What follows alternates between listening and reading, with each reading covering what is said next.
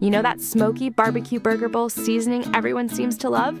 Today we're making a homemade version inspired by that flavor, but fresher, easier, and made completely with pantry spices you probably already have. And if you'd like the full ingredient list, you'll find everything waiting for you down in the description. Start with 1 tablespoon of smoked paprika together with 1 tablespoon of brown sugar for that sweet, smoky barbecue base. Next, add 2 teaspoons of garlic powder and 2 teaspoons of onion powder to build that savory backbone. Then sprinkle in 1½ teaspoons of chili powder along with 1 teaspoon of mustard powder for warmth and depth. Now add 1 teaspoon of ground black pepper and 1 teaspoon of sea salt to balance the seasoning.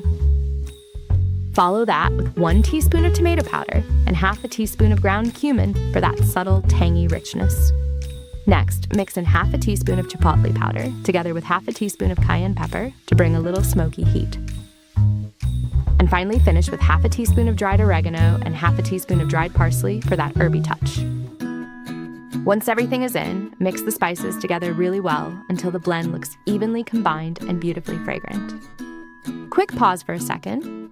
If this seasoning idea is giving you some cooking inspiration, go ahead and hit that like button, share this with a friend, and subscribe to SpiceRally. And don't forget to tap the bell icon so you're always in the loop when a fresh recipe comes your way.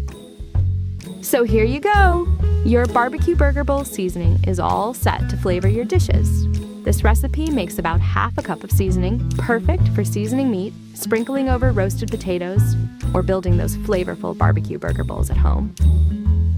If you have any extra seasoning left, store it in an airtight spice jar away from heat and direct light where it will stay fresh and flavorful for up to 6 months. Just give it a quick shake before each use.